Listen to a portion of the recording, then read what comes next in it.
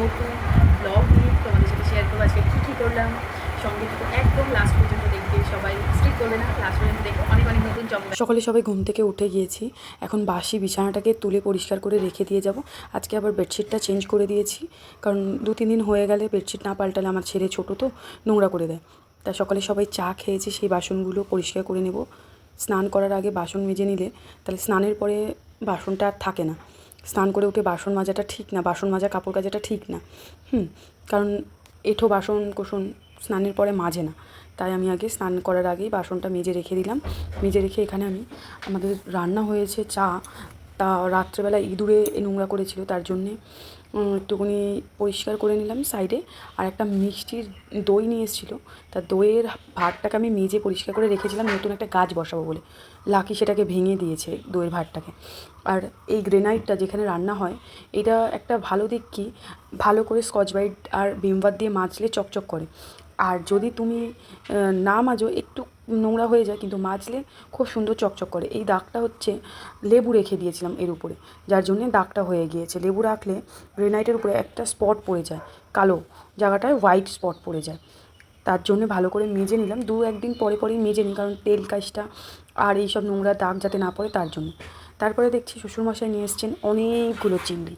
এইগুলো এবার কাটতে বাছতে তো সময় লাগবে, তার জন্য আগে কেটে বেছে পরিষ্কার করে মিনিমাম 1 ঘন্টা 15 মিনিট মতন সময় লেগেছে। কেটে বেছে পরিষ্কার করে স্নান করে নিয়েছি। স্নান করে এসে হয়ে গেছে একটা নতুন ঘটনা, মাঝে সাঝেই হয় এটা। ও এখন তিশান বলছে আমি লিচি ড্রিঙ্ক খাবো। এত সকালবেলা বাচ্চাকে লিচি ড্রিঙ্ক দেওয়াও উচিত না, তার জন্য আমি ওকে বোঝাচ্ছি, ও কিছুতেই সেটা বুঝছে না, আমার সাথে ক্রমাগত তর্ক করে যাচ্ছে। আমি তার জন্য ভাবলাম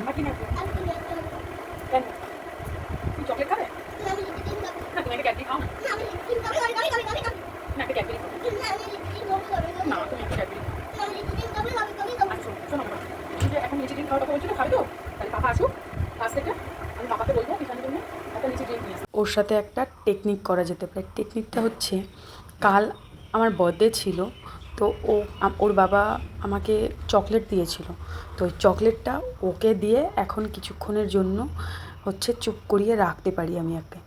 দেখো চকলেটটা পেয়ে কী খুশি হবে ও।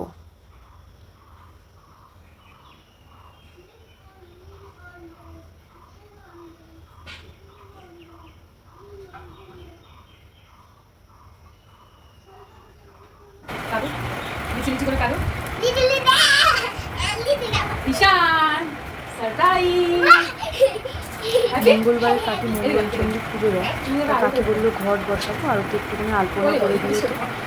কাকি ডাকলো বলে আমি এখানে কাকির কাছে একটু আলপনা করে দিতে এসেছি। তোমরা দেখে বলো আলপনাটা কেমন হয়েছে। পারি না, যেটুকুনি পারি একটু চেষ্টা করলাম। তোমরা দেখে বলো, একটু সবাই কমেন্ট করো কেমন হয়েছে।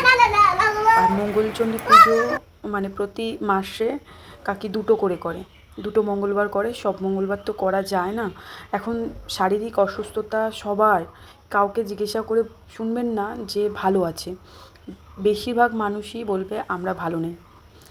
আজকের মানে বেশিরভাগ কি সবই আইটেম চিংড়ি দিয়ে, কারণ অনেকগুলো চিংড়ি নিয়ে এসছে, প্রায় 3 কেজি মতন চিংড়ি নিয়ে এসছে।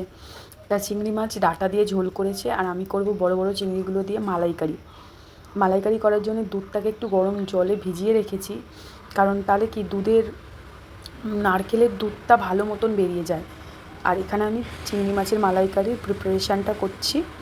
দেখো একটু গাঢ় গাঢ়ই রাখি আমি। আর চিংড়ি মাছের সব মালাইকারিতে খুব বড় চিংড়ি না হলে এই ছোটো ছোটো চিংড়িগুলোতে আমি কী করি, মানে মশলা কষানোর সময়ই চিংড়ি মাছগুলো দিয়ে দিই। তাহলে কি হয়, চিংড়ি মাছের যে ফ্লেভারটা সেটা ভালো পাওয়া যায় মশলা কষানোর সময় দিয়ে দিলে। আর না হলে ভাজার সময়, সবার হয়তো এটা পছন্দ নাও হতে পারে, বাট আমি যেরকম করি সেটাই তোমাদের সাথে শেয়ার করলাম। কে কে আমার মতন করো একটু কমেন্ট করো। এতে ভালো ফ্লেভার আসে, মানে চিংড়ি মাছের যে গন্ধটা সেটা তরকারিতে খুব সুন্দরভাবে ছড়িয়ে যায়। আমার বাড়িতে সবাই এটা পছন্দ করে বলে আমি আর ভেজে করি না। তো তোমাদের কে কীরকমভাবে করো ঝটপট করে কমেন্টে জানিও। আমি হচ্ছে ঘটিয়েছি একজনের কাছ থেকে, আমার কাঠচাপা ফুল খুব ভালো লাগে, এই সেই কাঠচাপার ডাল আমি নিয়ে আসতে গিয়েছিলাম। কাঠচাপা আর হচ্ছে গাঁদা ফুল তো হবে, গাঁদা ফুলেরও। এখন যেহেতু বর্ষাকাল, এটা বসালেই হয়ে যাবে। আজকে এত অবধি, দেখা হবে নেক্সট ভিডিওতে। Bye bye.